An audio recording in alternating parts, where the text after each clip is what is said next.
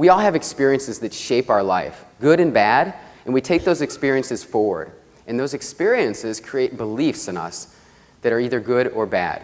And so what I'd like to do is I'd like to share one of those experiences right now with you. So when I was 7 years old, I was slow, I was clumsy, and I was always the last one picked on the schoolyard playground.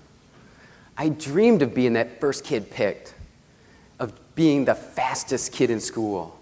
I dreamed of being a superhero.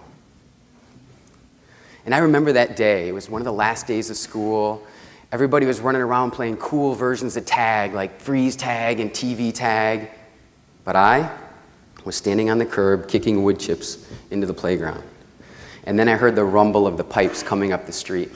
And as I looked over, and as the figure got closer, I could see it was my fearless Uncle Carl riding his motorcycle up. So I took off across the curb, tripped, skid into the wood chips, and cut both my pants right across both legs. That sucked. And before I could even let out a cry, my fearless Uncle Carl was there to grab me in one arm, scoop me up, set me down on that splintered wood bench, and start to tend to my road rash. Now, I didn't get to see this guy too often, but I loved the heck out of him. So I squeezed him as hard as I could. And I heard, "Michael, I have a present for you." And when I opened my eyes, he held out a white box with a purple ribbon. And he said, "Michael, this is what you've always wanted."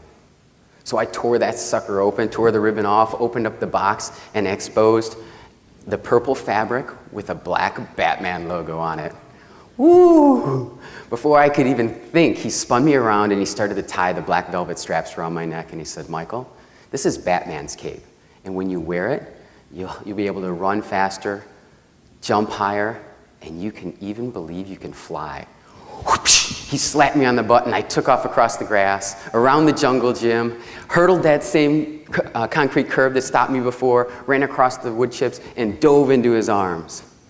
And as I stood there, he said, "Michael, I've got a secret for you. This doesn't give you just the powers of Batman, but it gives you the power of all your favorite superheroes." I was hooked. I was like, superhero powers for life.